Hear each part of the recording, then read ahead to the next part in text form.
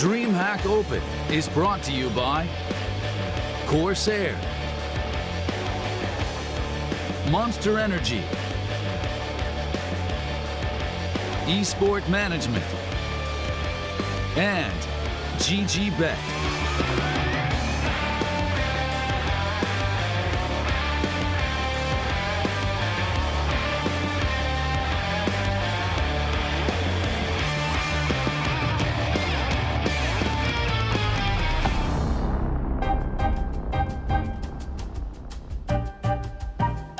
One more game to go before we find out who will be moving on into the playoffs tomorrow and who will find a nice warm seat out in the audience to watch. DreamHack Rio continues on here in Rio de Janeiro, Brazil. And you can see the beautiful trophy on stage that all these teams are fighting for, as well as their share of the cash prize as well. I mean, that's a little bit important. $50,000 for first place. But the trophy is good more chunk important. of change. I would rather have the trophy. Can I have the trophy and they can I take the will prize? gladly take the 50 grand and you can have that trophy. I'll split that 50 grand with you. You can keep the whole prize or trophy for yourself. Maybe I just don't have many trophies, okay? I want to win something for once. Poor Bach. Forever the bridesmaid, you know? Looking at this final series, we've got W7M against Valiance, who a lot of people thought would already be out and would be enjoying their day off. In fact, apparently they even thought so themselves. There was a lot of confidence coming into this, and you could see just what happened. They beat W7M to start things off. I think it was like 16-11. It wasn't 13. like 16-13. 16-13. Yeah. So it wasn't a blowout in any sense of the word. It was really close. Then they went on to lose against Sharks in a backstage match that was played off stream while we were trying to play catch up due to some technical problems we had earlier in the day. W7M then 2-0's redemption with really out too much of a fuss. And now we have this final rematch. Again, another rematch. It's Valiance and W7M. The last one was obviously Furia and Ints. And we saw what happened there. A one-sided blowout. I feel like that happens a lot. I feel like you sometimes on the first day, you're not warmed up as much, you're not used to the environment, you're not quite in the right mentality just yet. Maybe it's still kind of foggy, and then you come back and you rematch, and you know we should have beat that team. And then you go back and you really crunch the numbers and see what we need to adjust, what we need to fix, what went wrong, and then you know you come back and the favorite usually is able to kind of reclaim victory. It's so hard to pull off an upset twice in a row like that. Like it's hardly ever happened. I think the only time I can think of it is like when North did it to Astralis twice at like a DreamHack Masters event. Like you don't normally see upsets go back to back like that. Yeah, you definitely don't, and definitely it has to do with preparations, right? And being able to adjust like that on the fly in such a short amount of period of time. And I'm sure that Furia went back to the hotel and they were able to talk and discuss about what their tactics are going to be and what their approach is going to be for today, and it definitely paid off. And hopefully you would assume that some of these teams did the same thing. W7M obviously almost bested Valiance, but then I think that if anything, Valiance comes into this maybe a little bit more prepared because they had that confidence coming in and like, okay, we need to like actually, you know, kind of batten down the hatches and pay more attention to what's happening at this tournament because we could very easily get knocked out and then be looking like fools because we came into this one feeling like there was no pressure on us when there really was. And for sure, and this match is so important for Valiance because they've had opportunities to adjust. They've had opportunities to have their preparation come and shine through because they've had such close matches throughout this entire tournament. Both their matches, 16-13, then they lost versus the Sharks on Train. Very surprising results. Yeah, certainly. I would have expected them to be the first. Yeah, I think many people did. I think people were looking at Group E and kind of laughing to themselves that Dinosaur doesn't have a hell of a time, but instead they get beat by Sharks, have to play an extra best of 3 today. They get to the playoffs, and as well as W7M competed, that they can even relatively play close to that level, we could at least have some good games here. We've had a lot of blowouts today. I mean, if we're being 100% honest, it's been a pretty quick one. Some of these best of 3s have been 2-0s, and a lot of those maps have been, you know, opponents not even getting double digits or anywhere near it. So I would hope that maybe this one's a little bit closer. I would hope. We'll take a look at the maps as well so we can maybe see if that's going to be the case or if the maps, again, are going to skew a little bit more to one direction like they did in the previous couple of series. So, you know, right off the bat, Dust, you know what these teams like to play. Sure. What do you expect to see out of the bans? I mean, Valiance almost always bans Overpass, and W7M almost always bans Dust too. So those are the expectations when it comes to bans. Again, never know what's going to happen with Vertigo. I always have to add that caveat, I feel like. And Please. Valiance actually had a recent interview with Hunter. I just read it this morning, and he said they've been practicing Vertigo, and they're not afraid to play it. Yeah, other than that, though, like that aside, I would expect them to go for a map like Mirage if I was Valiance, or they could also go for Train. Those are some of the maps they're most comfy on. And then for W7M, I feel like they would also be willing to play a map like Mirage, also would probably want to play some Inferno. So the bans are exactly what we thought. So again, I think that Mirage could get picked or get floated to a third map. I think Inferno could get picked by W7M. And again, Vertigo could be a spanner in the works. So there's the Inferno pick. Do we get Vertigo? Do we? Oh, No! Another nuke. You know what, though? I'm seeing a lot of teams playing nuke today, so I guess we can take that as well, because that's kind of the map now that has to replace whatever, whatever your hole was, whether it was Dust 2 or Vertigo. It's like, okay, well, now we can only ban one of those, so we got to focus on a map that maybe other people are going to want to get And rid then of. Vertigo does get banned, by the way, Yeah. so no chance at that even as a third map. And Ooh. I actually like the nuke pick from Valiance. It's not normally something they would actually go and pick. They usually, in the past, actually picked a lot of cash, but it's obviously off the board now. And usually Mirage was like the comfort, but they've gone for a W7M weakness, and a map that they are very much capable of playing. You don't see them do it a lot offline. In fact, this Valiance team's only played it, I think, once offline. So yeah, definitely cool to see them come out and attack a weakness of their opponent in the map pick ban. It definitely is. I think it's going to be so important for W7M to come out strong, and they need this win on Inferno, because if it goes to nuke, it's just going to be so hard for them to bounce back and get this series W under their belt. Inferno is their most played map online. They have over 20 maps played, and they have a positive win ratio, and they actually look pretty decent on Inferno. So I think if W7M want to make this competitive and have a shot to make it out, then they have to win Inferno. Yeah, we have seen Valiance have some bumps in the road on Inferno. Their online record actually hasn't been that great on their end, and they haven't really played it very much offline. Great, they've only been to like a minor, and that's pretty much it as far as land play with this lineup goes. So yeah, I think there could be maybe an opportunity there for at least W7M to give them a challenge. I mean, as we get ready to take a look on the stage, as the players are getting ready for this final series of the day, you really got to hope that these guys are able to deliver. And one thing that they have that maybe Valiance doesn't is this is not their first game of the day. They're not coming in cold. They were able to play earlier today, and they kind of got like a softball lob in that early game, playing against a regional opponent who's obviously a lot weaker currently compared to a team like Valiance. So you have to hope, like, okay, maybe that gave them a little bit of just ability to just, like, loosen up, get used to the game, get comfortable, whereas Valiance is coming into this one a little bit cold. Yeah, the thing with Valiance is that, we kind of already talked about what they've done so far this tournament, so let's kind of take a look back. I mean, this team was a project where you try to bring a bunch of talented players together. A guy like Esperanto, who's young and flashy. A guy like Nexa, who's stable, consistent, passive rifler. To get a guy like Hunter, who is a superstar-level player at this point. He puts up really, really good numbers on a regular basis. There he is on your screen right now. He's also having to in-game lead out of necessity, very much like his family member Nico over at FaZe. So what's going for them is they looked really good at the minor. They beat Mouse Sports and knocked them out of the major run. That was massive. They looked good against Vitality. They almost made the major.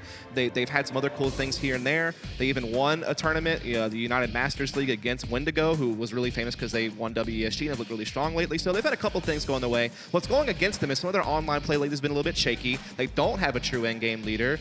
Esperanto had a really, really tough game yesterday against Sharks, and he's normally one of their stars, so to see him kind of struggle is a problem. You need to see him come up, and I'll have to say this, and I hate doing it because I love Otto as a player. I think he looks really fantastic most of the time, but he can sometimes be an up-and-down player. He's had some off games recently as well. I feel like they need those guys to step up. They definitely do. And speaking a little bit more on W7M side of things, I mean, we've had Rafa showing up all weekend. Every match that he's played, he's been aggressive and getting those entry picks for his team. And also, a little bit of an unsung hero is Real. I mean, he's been coming in, and his angles and his crosshair positioning and his refragging ability is actually quite high. And I think W7M definitely need him to step up to the plate to have a shot. Yeah, I mean, when you look at the Brazilian scene as a whole, I think a lot of people just assume that, we've already exhausted the talent pool. There's no way there could be even more players still sticking around in Brazil that are just as good as some of their counterparts playing in North America and abroad. But the reality is W7M is not a bad team, and they've been doing well in Brazil in their own region. So this is a really good opportunity for them to show what they can do against a team that isn't from Brazil. So we saw them put up good numbers against Valiance in that best of one, but now it's really like the true test. This is a best of 3 against a team who now knows what to expect from you, who also took their bruises yesterday and kind of realized, okay, like, we can't just put this in cruise control. We actually have to pay attention to the road here, because we could very easily veer off course and crash into a tree, which is sort of what happened in that game last night that played off stream, because everyone thought when we were sitting here doing the final match, oh, Valiance is going to pick up that win. It's not that big of a deal. This should have been a Brazil versus Brazil game, but in reality, the opposite happened. Yeah, indeed it did. I mean, W7M, fighting really hard to come here. Again, they haven't had that many opportunities in their own right to come to a LAN environment. They've been kind of just barely missing out on some of the qualifiers they've been playing in, but Rio was the one event they finally punched their tickets for, and they saw it as an opportunity to kind of show, hey, it's not just Sharks, it's not just Furia. Like, we also have some up-and-coming players, and we're looking at one of them on your screen right now with Rio, the newest member of the team, actually, who's had some pretty good games so far. He's going up against Hunter, who is very clearly the star player of Valiance.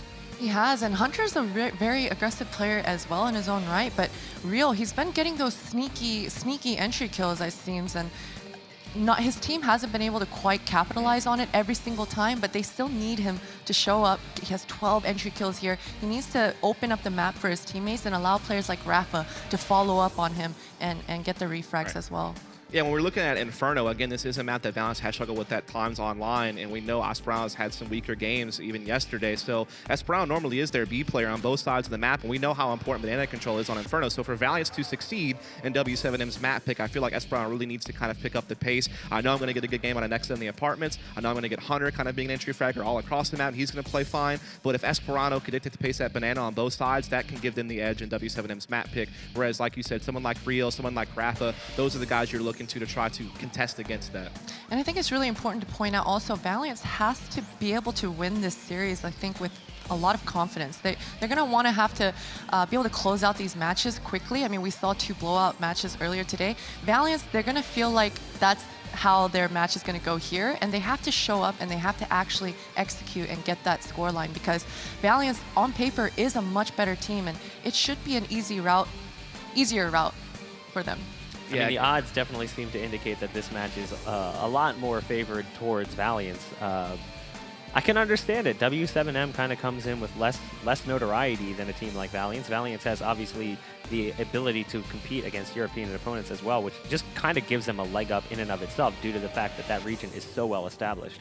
Yeah, I mean, like I said, at least with Valiant as well, whenever they brought in Esperanto and Nexa, they were able to manage the roles really well. Like, Hunter had no problem sacrificing roles to Esperanto. He's still performing in new roles. Nexa gets to be in the same spots he's played most of his career, so he's very comfortable. Esperanto's been given pretty much as much freedom as they possibly could to allow him to flourish if he's ever going to. And Otto's very clearly their primary AWP, as he's been in Finland for some time. So normally whenever you make a huge roster change like that, when you bring in players, it can cause a lot of problems if there's role conflicts. But I feel like for Valiant, it really hasn't. They've done a good job making those tweaks. I think their bigger issue is just not having a true leader and not maybe having as deep of a playbook as they'd like to at this point. For sure, and it definitely goes either way sometimes, right? Sometimes you get that beautiful honeymoon period and you're just sitting there wondering, how long is this going to last? Or it goes the other way and grass is not greener on the other side, Dust.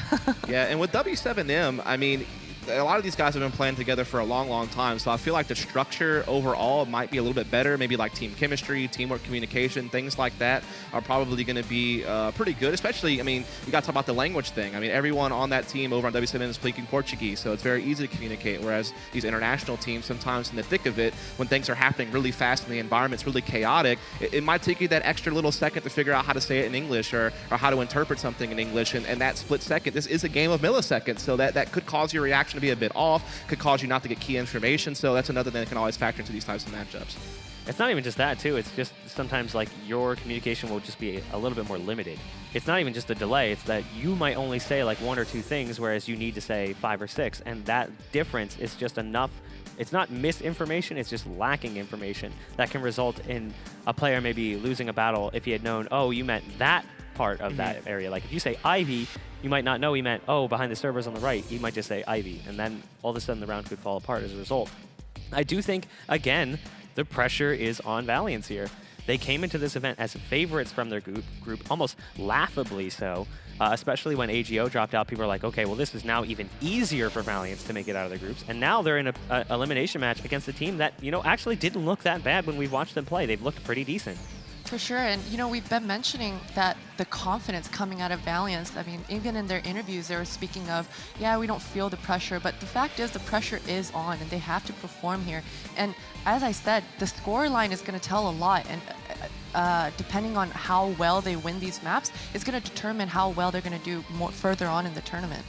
Yeah, certainly, because, I mean, the team that's waiting over in the semifinals on that side of things is going to be Avangar, one of the other big favorites to take home the trophy outside of perhaps Valiance, or at least what we thought when we came in, and then someone like Furia, who's been chugging along quite nicely for some time. So, you know, that's a big step up you're going to have to take from this team. So you need to kind of get that build going. You don't want to peak just yet, but you want to at least start getting some players into form, you know, start getting some reps in and get into a position where that trophy is still attainable.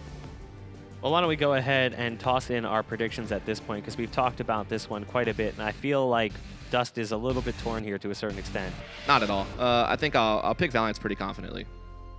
Picking Valiance as well. Go on. Go on then. Do it, Bach. Pander.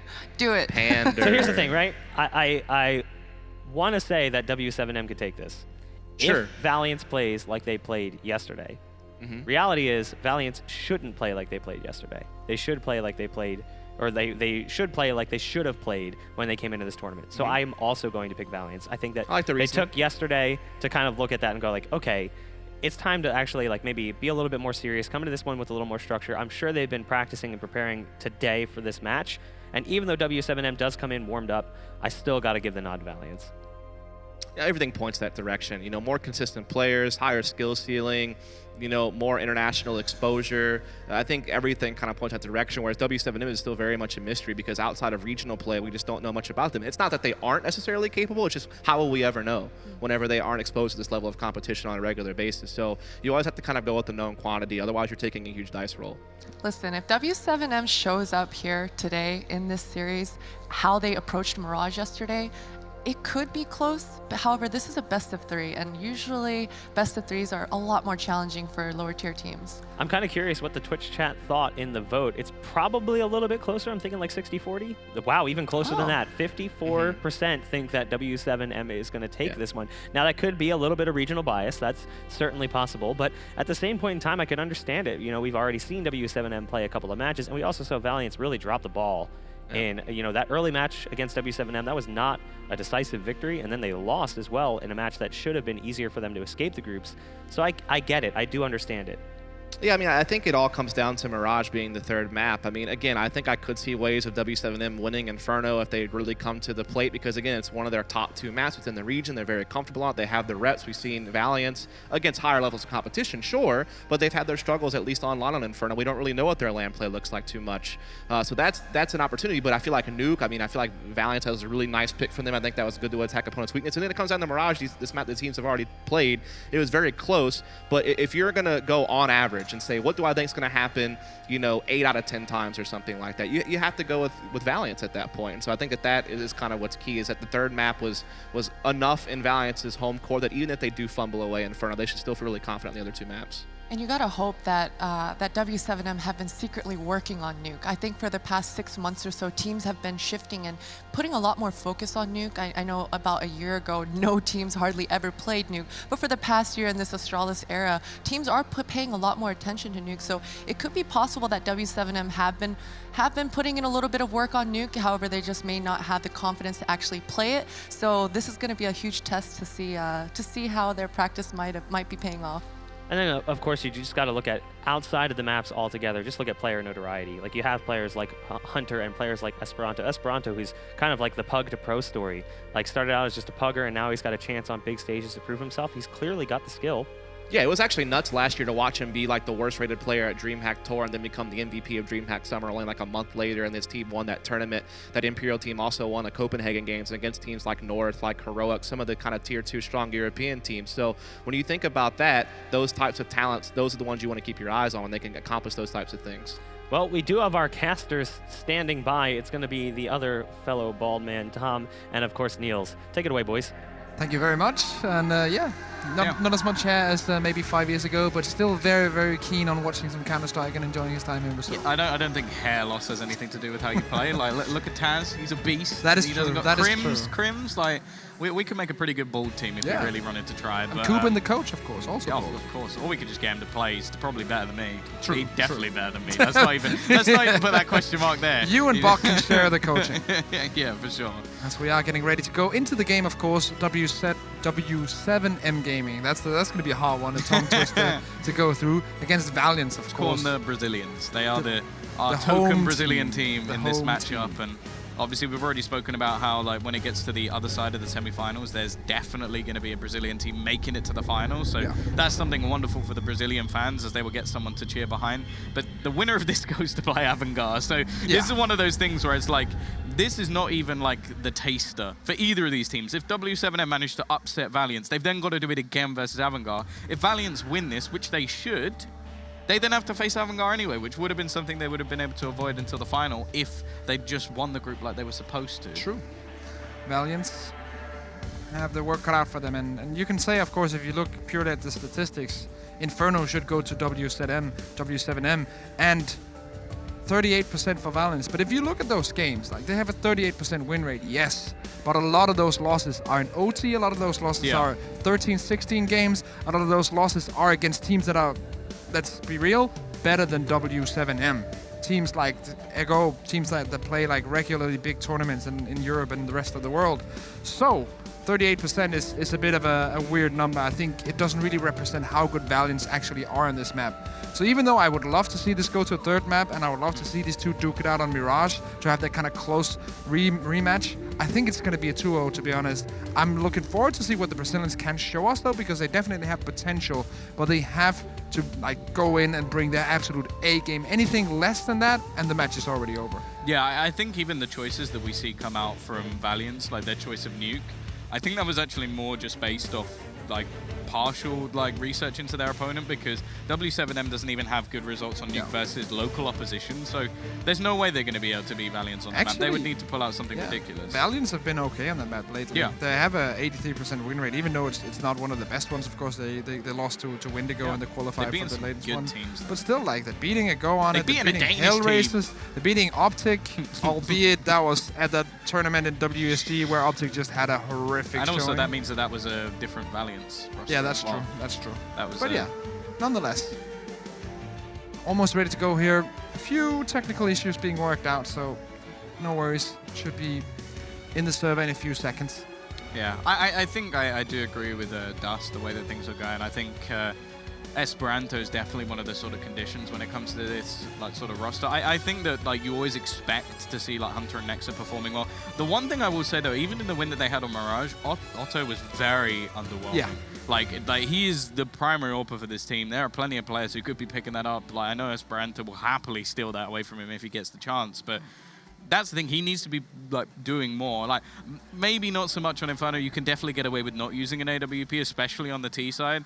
But like later in the game when we go into a map like Nuke, he needs to be controlling that outside. Like we saw KNG really struggle in that game when it came up against Furia. Obviously Furia are a fantastic Nuke team. Like again, we speak about their 9-0 record, but like it was just one of those things where he was trying to get that all working and it just did not happen all the way through the match.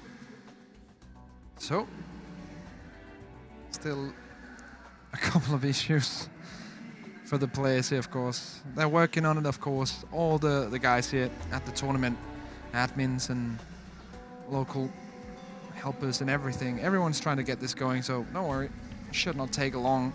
There's been some issues, but today definitely has been very quick, and everything, single time there's been an issue, it's been sorted out accordingly in a very quick manner. But of course, as always, you gotta always expect something. It's a LAN tournament.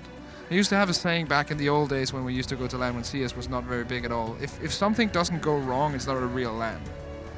So I suppose. I think that is also the nature of just like the tours. It's a much more like sort of, I want to say a communal sort of thing. Like it's bringing people more into the sort of esports scene. Like local teams, obviously it travels all over the world, which is fantastic. I'm obviously very looking forward to seeing it go into like the Netherlands or something like that. Like, I think that would be awesome. Like we got some obviously Netherlands players or Dutch players that have been around for a while that don't really get to see Counter-Strike coming to their hometown. So I think it's really cool the way the tours work. So I've always liked events like Copenhagen Games. Obviously it's going on at the same time as this one, which is unfortunate because I would have loved to go.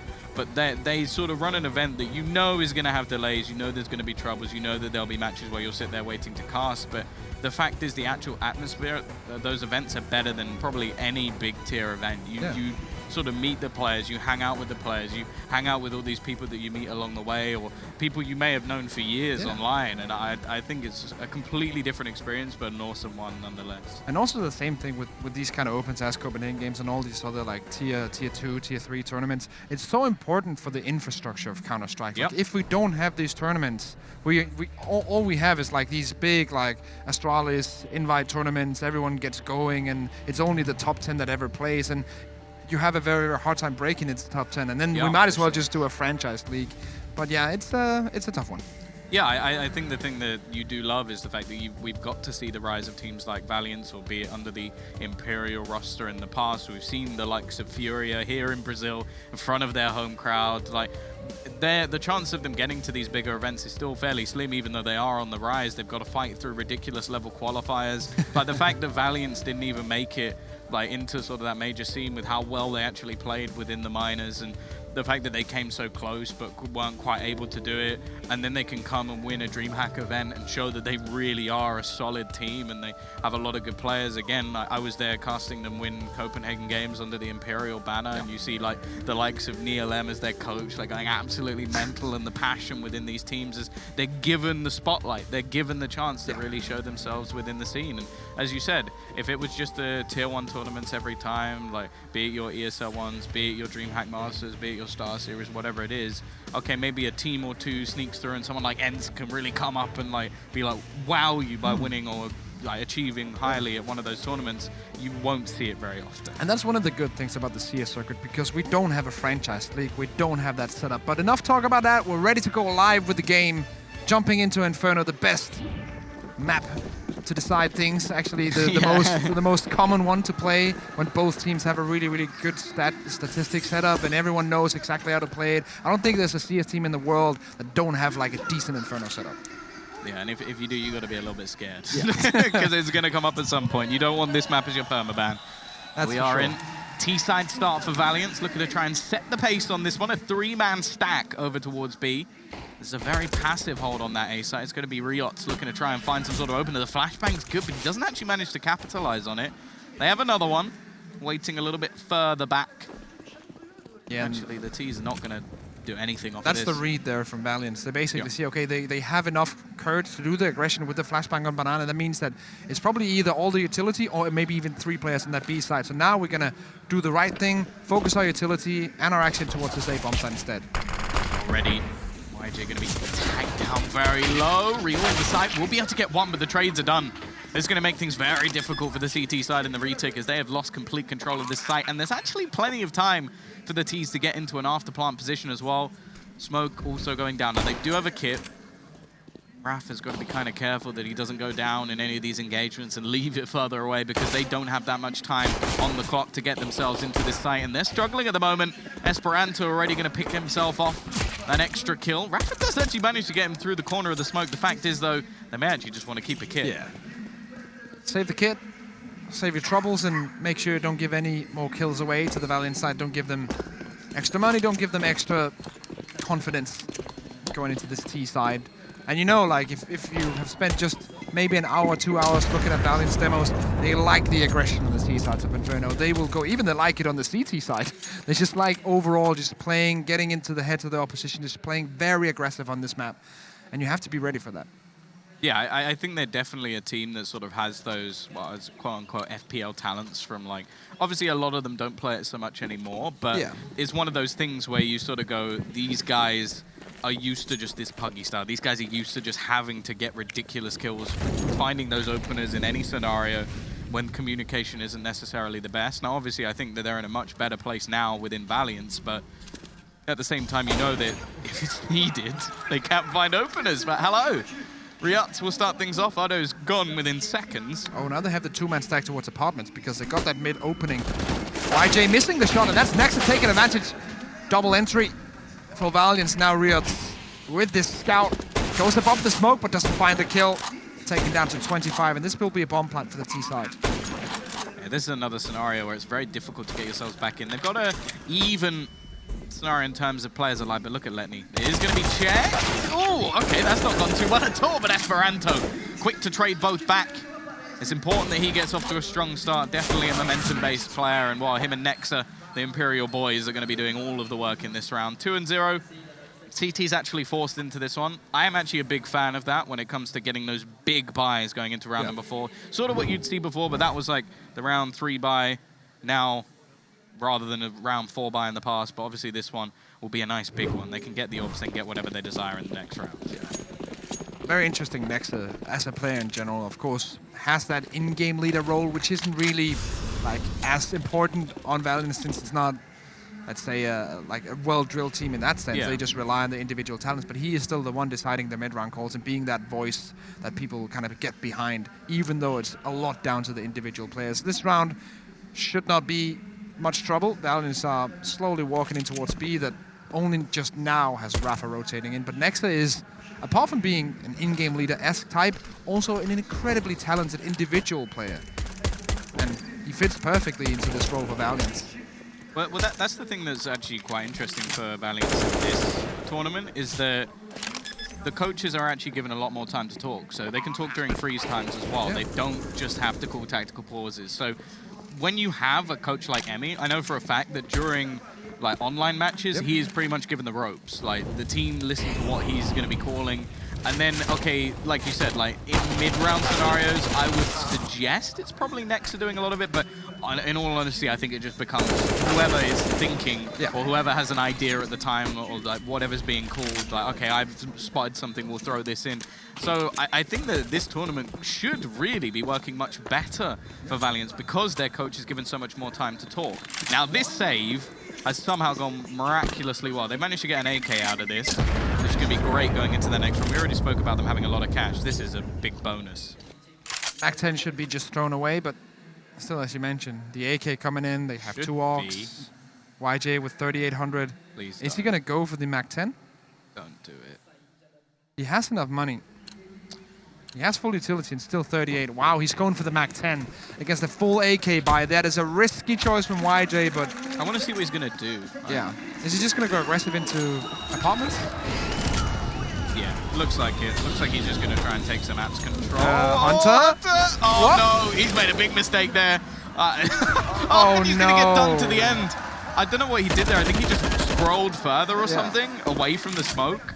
He became Brazilian barbecue for a second there. Yeah. Delicious. Delicious. Although I don't like the shrapnel that was thrown in a little bit later. Like that, I do not want to That's an added bonus. Yeah, one of the recommendations we can definitely have. You've learned this while being in Brazil. The Brazilian barbecue is fantastic. Korean barbecue can get lost in my eyes. Like, it's good, but it's not as good as it's a fair fight. I like both. I like both, but I think the Brazilian takes it all day long. Hand it to the crowd, of course. They can't even hear me. I know. Letney on 2 HP here. As we do have a 5v4 advantage and also HP advantage. And big time with Letney, of course, being low. That means if Rafa can play around this smoke, we have one left on Realson, but I think that's on the opposite bomb site. They can buy a lot of time here. They're dragging it down low.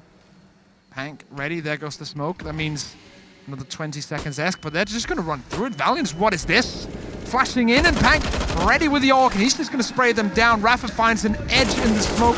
CT as well, but Nexter finds the frag.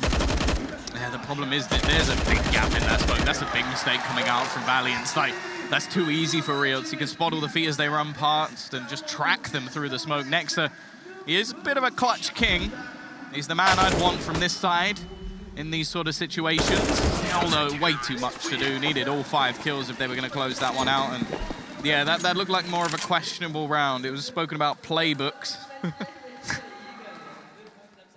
Brazilians definitely have the moves as well as the food. Yeah. Well, got a lot of stuff going on for them. Beautiful weather. Nice beaches. I like it here. Yeah. I like it. Let's spend some extra days here. Yeah, it's almost like we had that plan. 3-1 is the scoreline. As the Brazilian home team looking to add more. As they do have a great buy coming into this one. While the T side of Valiance can't really say the same. Desert Eagle and Mac 10 on potentially the 2 best players to open up sites in Esperanto and Hunter. Otto with a scope weapon, but not the AWP. So kind of a botched version of everything. YJ ready in the pit. Ready and waiting, but we'll be taking out Rafa. Doubles up with the AWP, and Esperanto comes in with a deagle. This is still a 2v3. This is possible if they get another opening. Yeah, Esperanto's managed to get an AWP as well, so he's really not in a bad state at all. The only thing they really have to worry about is apps, but Nexter seems more than aware of the potential of this push. Riot's looking to round the corner, Esperanto in quite an open position, so this could be a problem. I think he's just behind the boxes, so he won't be spotted by his opponent peeking out, but the flashbang is very good indeed, and Nexter, there's nothing he can do. Great teamwork coming in from W7M as they work together. The flashbangs are flawless. Yeah. They get their second round. The utility usage in that retake was on point. Absolutely on point. So, 2 rounds in a row, getting slowly back into the game. This will also show the economy. That's the nice one. For Valiance, they're going to have to rely on just Deagles and C-sets in this one and then buy in the next. See, those you've always just got to be happy about those, because it's literally the stars aligning. In any other situation, if they're slightly off, you die, because you're not getting another shot off with the orb. Yeah, that's true. So a little bit of luck can go a long way, especially as I believe that would have been a 3v3 if you hadn't got both there. So an important couple of kills, but in the end, the retake was enough. The map pressure, if he only got one kill there and then the instant refrag came in, would have been crucial. Good utility damage once again. They get through mid though. Letney, the only one getting through mid. I think they should definitely be aware. There you go, Reels is actually just going to pop his head for the first bullet he fires. They're going to run through. If they run through, he doesn't have that many bullets left. He's going to have to switch to the USB. Luckily, he does have a bit of support. And, well, they're actually not going to go through it in the end. I thought that was going to be the fight. He just double glocks him through the smoke. That's a bit ridiculous. But anyway, he is the only one left. He's got a chance to get this kill at least. He's just spotted the players going towards middle. He's waiting for them to sort of double back around. 16 HP. Bullet from the Glock should be enough. In fact, he's even going to get the headshot as well. So at least making things a little bit costly. The CTs were building up a bit of bank, at least on Reels and Reels in. So it will at least force them to rebuy. But still, 3-3, scoreline equalized. W7M looking like they're going to stabilize things here. Now we're also going to see the first real great buy versus buy with orbs on both sides and Orcs fully equipped on the CT side, everyone just having what they want. But the flash assists so far in at least the rounds that W7M Gaming have won, they've been on point, so many flash assists. Rafa getting the boost. Hank receives the leg shot down to 18. But they go further because there's 3 T stacked down here. And Rafa's just holding the angle. He's not gonna commit to a quick peek, but slowly but surely he's peeking forward, but no double this time around, fully flashed, and Hunter will get the entry. Pank does throw down the smoke, but they might just push through it now. They know they have the timing, and it's just a 1-for-1 trade, but is there a smoke gap there? Maybe in the left side, but the CTs are too far away. Esperanto's spotted it as well. Because that is the second time now that a smoke has been thrown in a rush, I think, by Valiance, and there's been a bit of a mistake with it. So good spot, obviously, from Esperanto to give him that, just make sure, and it doesn't really matter in the end anyway, because W7M knowing that retaking that B site, 3v4 retake. Not happening. Yeah, that's fine. So the 4th round will come down to Valiance. Take that slight lead. Of course, the first map in this best-of-3 series, with the next one being Nuke and potential Decide a Mirage. Yeah, the thing is as well that this is much more important for W7M to take this map, because we know the Valiance have a strong Nuke against decent opposition as well, and W7M do not, even against the sort of Brazilian teams they face off against. So it's definitely going to be one of those situations where Inferno is almost a must-win. And these are the sort of plays I don't particularly like to see, because that was a really weird scenario where they didn't have control of Banana. The Orpris then, like, normally you do that to sort of give him the, like, okay, the peak, but you have to have control of it first. And his teammate had already gone. Yeah, because he received that leg shot early on, so he had to rotate down towards CT. In that situation, either commit or go back. Yeah, you cannot do half-half. It should be a move that you do as a team, not just like, I'll stay, I'll leave. Like, it's just a weird one. Good nade damage onto Letney there, taken down to 44. Rafa close range with the orb. Smoke's being deployed now. But Brom's still not picked up, still on the banana. 2 players on the T side far away, but Valiance with everything still in their hands. Nothing decided just yet. What we saw previously from W7M on their CT side of B as well was that they would hold their utility very late. Note, they're already out. A minute left on the clock, they've just thrown down, I believe, the final smoke. So we can already see a slight rotation coming in from Riots. I think they're a little bit skeptical about the way this is going to go. They've left the players very passive in pit and graveyard, so they can somewhat get away with it, but the big problem will be if there's any sort of wraparound. Yeah. There's going to be a lot of pressure on Riots, but actually... Interesting choice here. Yeah, the T's, without much information, are going to gather back. I think they B. feel like, because they still have 3 Molotovs, that they can kind of Molotov out these standard positions and then take duels, even though they stack 2-3 players towards this bomb side. But Rafa here, with a world of hurt coming his way, but he's holding strong for now. Esperanto, and once again we do see these Molotovs making the difference, flushing out all of these positions, but Riots is ready. Waiting behind the smoke, Esperanto will eventually get himself the bomb down. He's fairly low, but we've seen a couple of players try and spray through the coffins today with no success.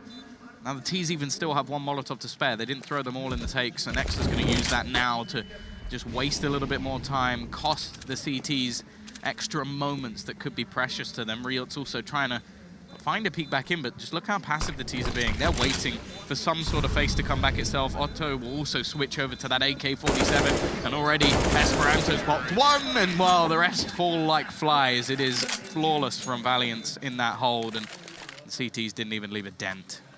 Very nicely done. And once again, like I kind of agree with the on the back of what information they have, because they haven't really seen any aggressive pushes. They haven't really seen anything that can make them think that it's a 3-player stack on the B bomb side. You just assume there's 2 players because you haven't killed anyone, but you also assume that you have the advantage with Molotovs remaining, 3 Molotovs remaining. That way that I think the call was correct, even though it looked very weird on the minimap. Oh, once again, utility damage seems to be a big key for W7M. Hunter down to just 12 HP. And there's the Nova as well. You gotta love it. If you don't enjoy seeing Nova kills, then you're not a Counter-Strike fan. That was disgusting. It is a beautiful weapon. YJ. All right. Still waiting back. Actually, Rafa's caught another kill. Now, Hunter's low on HP as well. This is the save round. This is the eco round. Yes, there's a Nova and some Deagles, but there's nothing invested apart from one armor, and Rafa with another one.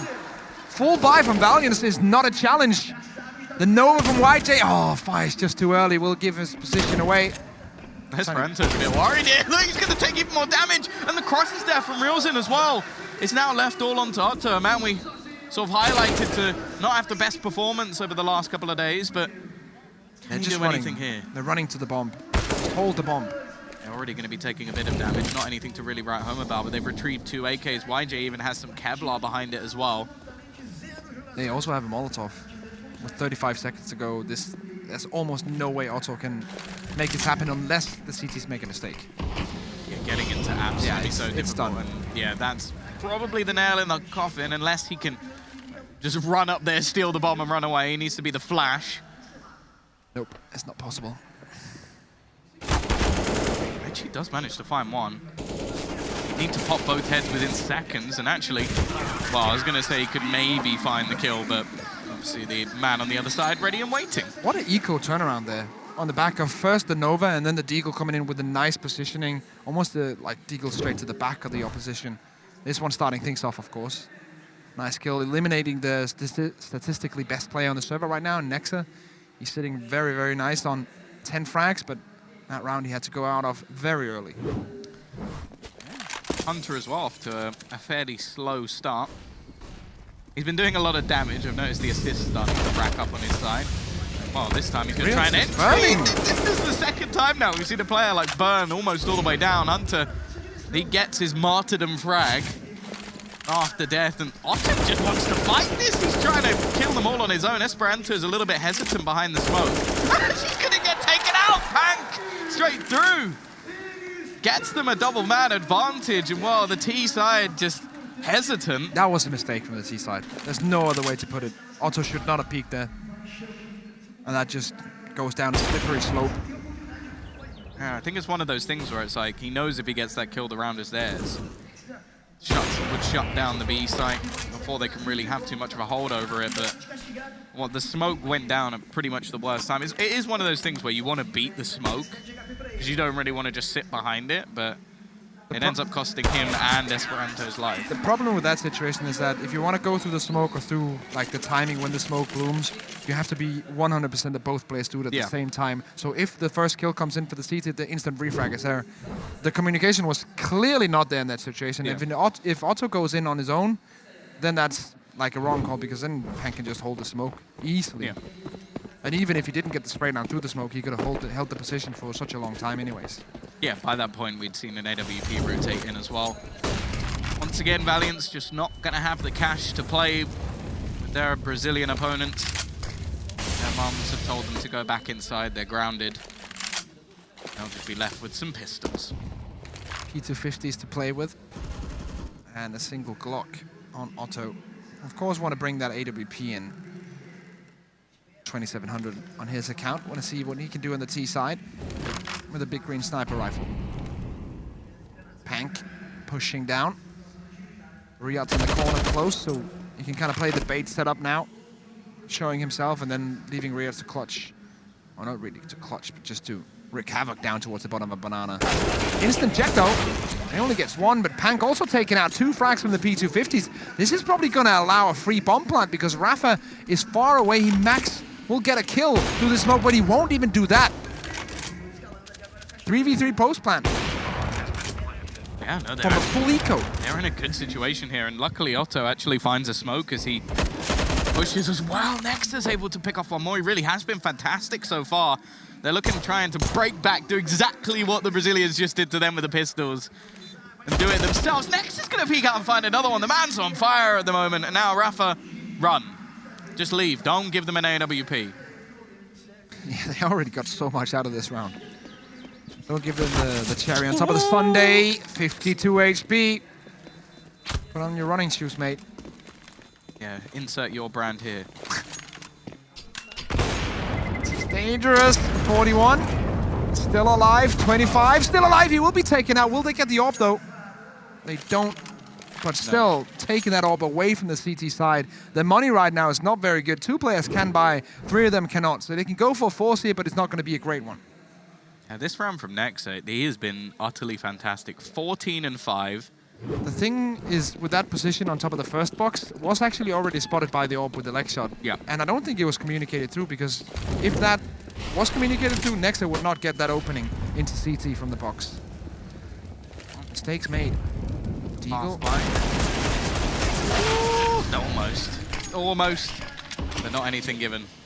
We got another Nova in as well. I like to see it. Yeah, YJ's is holding the headshot angle. I like it. It's also probably the only place on this map where you can use a Nova. And it's not terrible. Yeah, on most maps, to be honest. I don't know. Nuke has a few spots, so we might get to see an XM or something, which is obviously my favorite gun. The best gun in the world. Love me an XM. Made a meme about it on Danish television due to Magisk, of course, using it so much. So it's the vacuum thing now. I still remember like OG, like Hiko always used to use it on top of that heart. And then everybody else was like, oh, you know, Hiko's doing it. I'll do it too. That's basically what I did. Reels in. Nice shot onto Nexa. Now there's a few low players still over on this Valiant side. They're not out of the woods yet. The only real problem is there's no one on B. Yeah. No one. The round is over, but there's still damage to be done and weapons to be picked up. They've listened to Mr. Connor Gervin, and all they've heard is hey.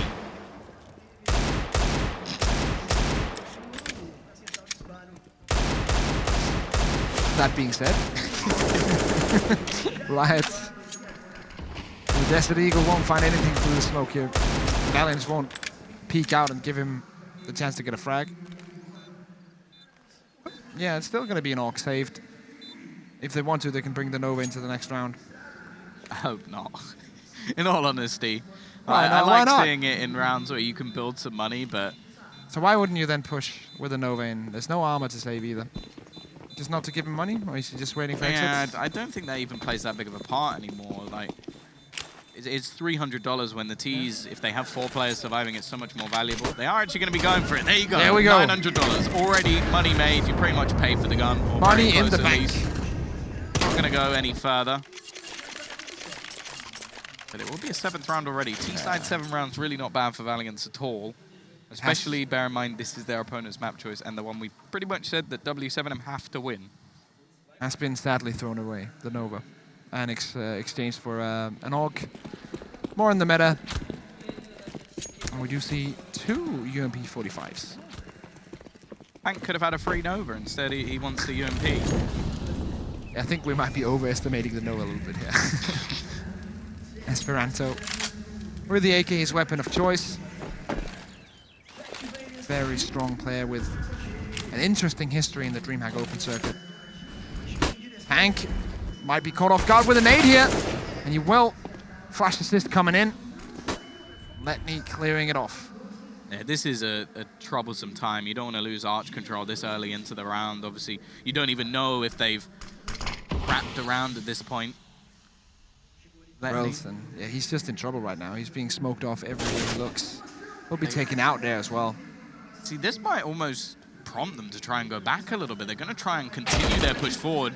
Rafa well placed. If he can pick up the second kill, they have a chance, but Riots won't get anything done. Rafa does the job, but the fact is they've already made their path on towards the site, and Nexter, he's waiting. He's looking to stab them right in the back, but they get past. They get around the corner. That could be a bit of a problem here. It's actually going to be the double back around. Nexter has almost been caught with his pants down when he was the one waiting to try and keep them in. The fact is, though, the time he's wasting is actually quite valuable. Sure, it's a 2 versus 2, over. but you can see Rafa's not even going to attempt this. The second that YJ spotted that Nexa was behind him, he said, okay, there's no reason to go for this when they have this big of a flank. Let's just get Nexa and then save these weapons.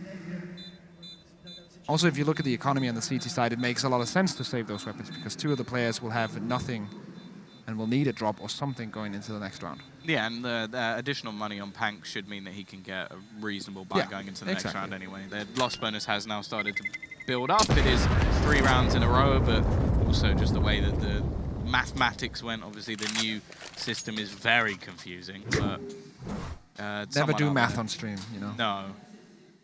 No, definitely not. But 8-5.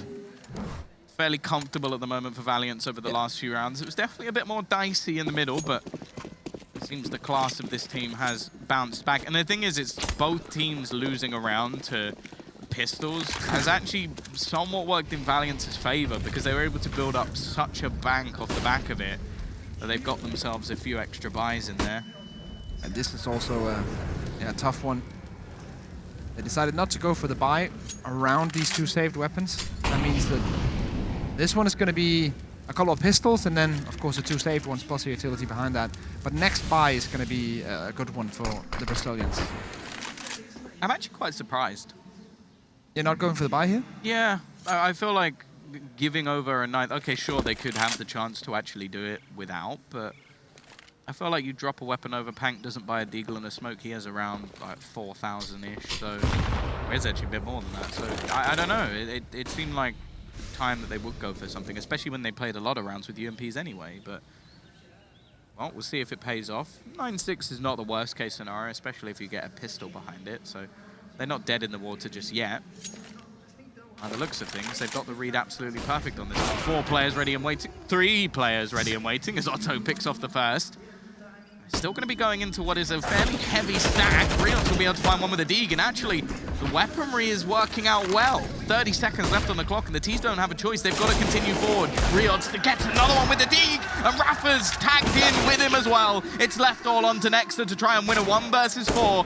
He's managed to get himself the first, but nothing more is happening. The read from W7M was perfect, and you know what? They don't need to invest in this round. They did it without. They made it work nonetheless. And the Brazilian fans have a reason to clap. And dance. And/or dance. As we hit round number 15 in this first half. 8-6 for Valiance, the chance to get it very, very close.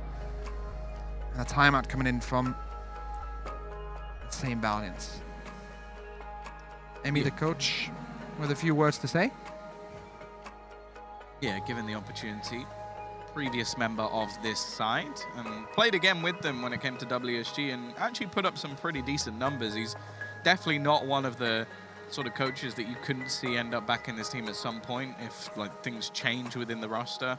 If they ever go back to like a full Serbian team, I wouldn't be surprised to just see him slot right back in. But yeah, he's being given the chance more so in this tournament to actually talk to the team. And I think after yesterday's defeat, there's going to be a lot of a sort of calm about Valiance, not so confident in the way that they were doing things. Because they pretty much thought that they were going to have today as a day. Oh, Rafa! So many deaths to fire in this game, and Pank is also burning down to 6 HP! Getting broiled. Riots is trying to hold fast. Keys don't really have to do too much in this scenario. They've already got the man advantage. Granted, Nexer only has himself a Mac 10, but there's plenty of weapons to actually upgrade. They're going to go sneak it. He actually catches a man on the other side of the map, and this could be the call to actually rotate. There's no one else on this A site. They have, well, he has managed to pull 1 player away, so there's still the chance that they just go barreling into B as he almost pulls off what is the fake. But without the bomb going down, I don't think Rios is going anyway. He's got everything to do. First spray down, but Esperanto very quick to get that trade. And while now YJ, this is a hard spot to be in. He's going to be taken out, and that's going to be the first half done. 9-6 in favor of Valiance. We're going to take a short break, and then we're going to be back with the second half. We will see you then.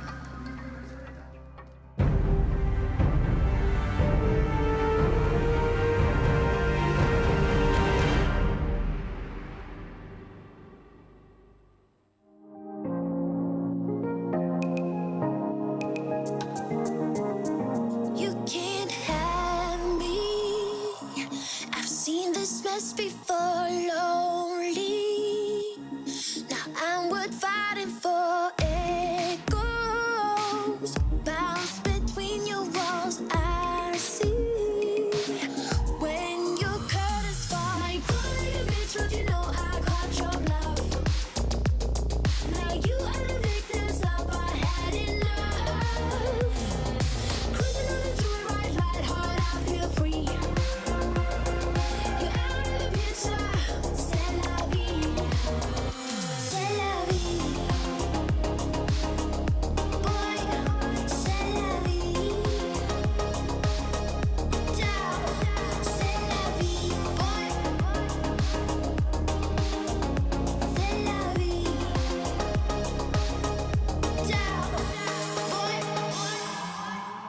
Now you see me when you can't steal my shine. Feel me when I'm not yours this time. Let go. I'm not the one to blame. I see that you are still the same. My body, bitch, but you know I caught your bluff. Now you are the victims of I had enough. Cruising on the joyride, ride hard, I feel free. You out of the picture, c'est la vie, c'est la vie. Boy, c'est la vie. Down, c'est la vie, boy.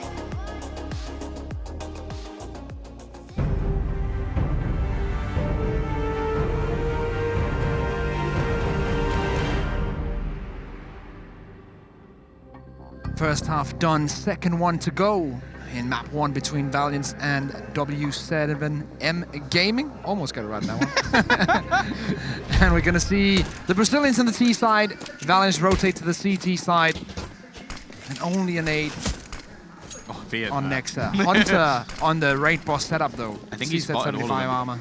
I think Otto just spotted a lot of players going into second mid. You can already see the rotation coming out from Esperanto, and they're looking to try and challenge a little bit more, but it's going to be the double back. Esperanto, now he has all the information. They're finding everything out. He's actually going to be able to find the first pick, looking for more, just about survives, and looks to try and finish them off as they go back, but now they're in real trouble. Nexa tries to spin around. Esperanto does actually catch off one. Hunter should be able to get this kill as well, and what started off as a good strategy has fallen completely flat. How did Nexa not get that kill? They don't deny the plant. That's going to be extra money into the banks of W7M. I'm not sure what just happened. The man who's been, well, utterly fantastic so far, reels it now actually with a chance. Esperanto very low. He needs to get one of these kills quickly, and in fact, it's Esperanto to finish off his triple, but that was just a free bomb plan. Get it? Yeah, that was stupid. That made no sense whatsoever. In any form of other alternative universe, Nexa gets that kill before the bomb goes down. If only had a Nova. Definitely would have got it then. I don't actually think so. We should just replace pistol rounds with Nova rounds. I'm going to respectfully decline your offer. Esperanto, though, with a nice round. He has been having an okay game so far. Not really one of his best ones, but definitely not one of his worst ones either. And we always expect a lot out of him. So 13-8 is a good scoreline, but for Esperanto, it's just normal. Yeah. Yeah, it's fairly standardized.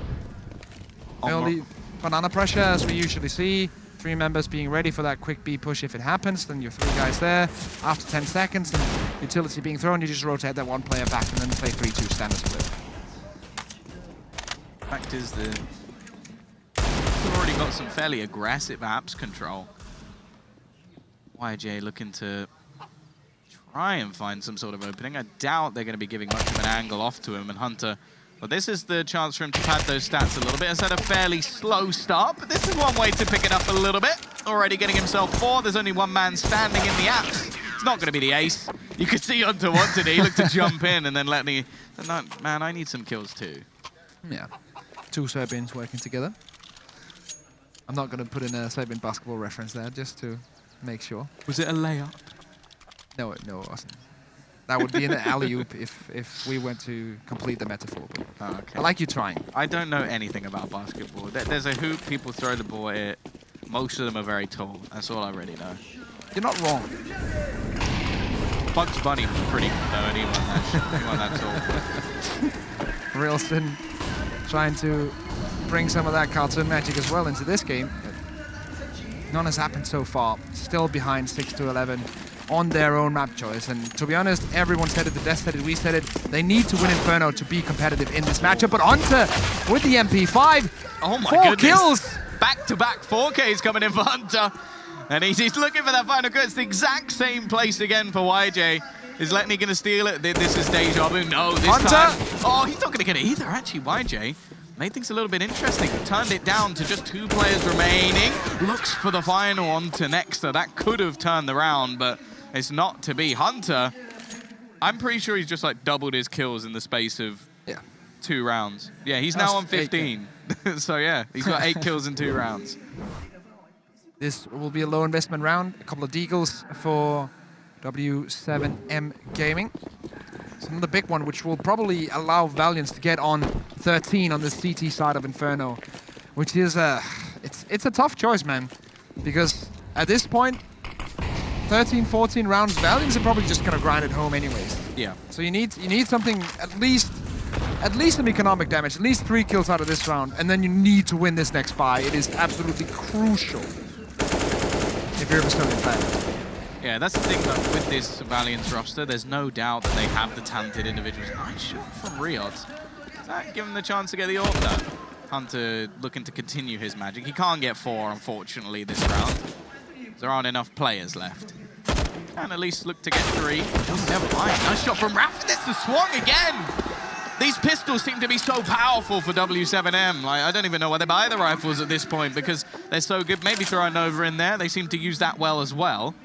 Next, however, he's in a strong spot. Looking to wrap around. Actually won all the way around on Arch. He has the chance for the individual duel versus Rafa. He's looking to try and clear out the pit. That's the thing. You don't expect players to play like this. No. All the way back. This is quite unusual. Very little time left. That's the big problem. He can at least look to try and hold them into the side to make sure that Rafa goes down. They will have the money to play. He's actually going to manage that first kill, but doesn't know where YJ is, and that will be the 7th. A fantastic round again that comes out of nowhere. And that's the thing, like, I feel like Valiance are still going to get away with this. If they go into the semi-final and play like this versus Avangard, they are not going to win. Exactly, and that's the problem. Rafa there, great deagle. Coming in with the 2 kills. And I said it before, they either needed economical damage in this one and then winning the next round. They just pack it all into one big deal, Tom. Economical damage and a win in the same round. That's what you want to see. Missed there, but Hunter is close by. In the bait setup, that's a free frag. Great flash assist. A little bit too late with the smoke. Let's see if the refrag comes in from the CTs. Oh, it won't. My goodness. Doubles up, but Letney's there. On the other side of the map, Nex is still alive. And they got the bomb, if they see it, and I think they have. Yeah, this round should be over. And from a great upset round to the bye, and it all falling apart. That seems to be the story so far here in Inferno for the Brazilians. Yeah, and so did the Joker mid in the last round. Like, their pistol game is so strong. Like, these Force Buys, they just try more diverse strategies. And Levny is T-slope, like, with a minute to go. Okay. Confidence. It's been somewhat the downfall of Valiance in the past, or even in this tournament. Maybe a bit of overconfidence, but when they do get into their rhythm, they're definitely a team to worry about. Yeah, and the main subjects, of course, Esperanto and Hunter, the two stars are doing well. Nexa also doing really well in this one. We still need, in my opinion, we still need to see Otto ND to step it up in a game before I can say that they could take on Vanguard in that semi-final and have a chance. Esperanto still on fire. Yeah, he's going to hit the AWP shot this time, and well, there's even less of a chance. Otto missing the shot. getting dinked up, has to be a bit more careful. That's a problem. He's usually like safe as anyone could be with the ult, but in this tournament he hasn't really been that consistent. Well, it's sort of the Finnish way, isn't it? Cool as a cucumber. They don't really miss those simple shots. Not normally the most flashy of players. Yeah. But they do exactly what they're supposed to do. I think that's why Ents have done so well. Like, they're just very good at the fundamentals of Counter-Strike and coming up with like team-based strategies. Maybe it's just the climate change, you know? Like coming from Finland, which is probably around like 3 degrees Celsius right now, to Rio, which is around 25, 30. Huh? I don't know. All the small things, just put them together. Maybe that makes a point. I don't know. Not a good one, at least. Timeout being taken for the Brazilians. They need to figure something out, and to be honest, I think is that the first they've had? Yeah, 3 remaining. So I would say that's a bit of a mistake, not calling more timeouts during this game. I think I remember on the first day we saw a lot of teams actually really spending them well. Not running out of timeouts, but still, like when the game was 13-14, you pull that last timeout out. So you know that the coach and the players have had time to talk about everything, and you have that maximum input from the coach. But in this scenario, that hasn't been the case for the Brazilians. We're 14-7, and that's the first timeout they've taken. That's not ideal in my opinion. I think it's because the rounds have actually been quite close, and they've had a lot of saves. So it gives you that false sense of, okay, well, we didn't actually do that much wrong in this round, so we don't have that much to change. But still, just take a timeout to breathe. But I think it's one of those scenarios where it's easy to make the mistake of not doing it. That is true. I think I agree, but yeah, it's still not ideal. You'd hope that they'd realize it by the time it gets to 14-7. Yeah. Let's see here. Letney still under pressure, rotating back. Smoke's landing in. Molotov in the middle of it will extinguish straight up. Letney close range, fully flashed, but Hunter's there to help him out. 3 players remaining on the T side, and Rafa completely shut down. Pank trying his best, but that'll be shut down. Auto ND chiming in with 1, but Hunter on the back of this one. 22 kills for him. 15 match, or map point, if you will. Not match point, map point for Valiance here. Still got another one to go, but this is a great start for them. So I'm pretty sure in the first half, Hunter got max 7 kills. Yeah, I think so. He is currently 22. on 22. So, yeah, you can see why this has become a much more dominant map. When your star player starts performing like a star player, it can be a lot easier to win these sort of games. Oh, he has the confidence now. Pushing all the way into mid. Doesn't get anything about from maybe 30 damage, 25 even. But still, like, the confidence is there. It's showing. Rafa will eat a nade down to 17 HP. Yeah, Valiance now just look like the dominant team that we sort of expected to see throughout this group. There shouldn't have been a team that even gave them a run for their money, and well, now W7M don't look like they have a single chance in hell. Letney already going to be picking up the first. Otto's there to chime in with another, even switching over to his Deagle. Has to be a bit careful because Letney is gone, but the rotation from Hunter will give him a little bit more support. Work smoke down, they can drop down into short. Can start to clear these angles, but Hunter's perfectly in position. YJ taken out, and Auto ND with the final one. Yeah, this is done. Rafa needs to pull off a miracle, and it is going to be the 16-7 victory for Valiance. First half was definitely way more contested. Like, I feel like with a few reduced mistakes coming in from W7M, they could have fairly easily won that half. Bear in mind, they won themselves an eco win. Then Valiance did exactly the same thing back. Then you go into the CT side, Hunter steps up, and that was such a big difference. Yeah. As said, I think he went from something like 7 kills to 22, maybe even more towards the end. So, yeah. When your stars align, that's what you really need. Yeah, funnily enough, he got a clutch case as well because he was clutch in that game, Hunter, ending up with a great second half as we talked about. Well, we're going to take a small break, then we're going to be back with the second map of this series to see if Valiance will prevail. We will see you then.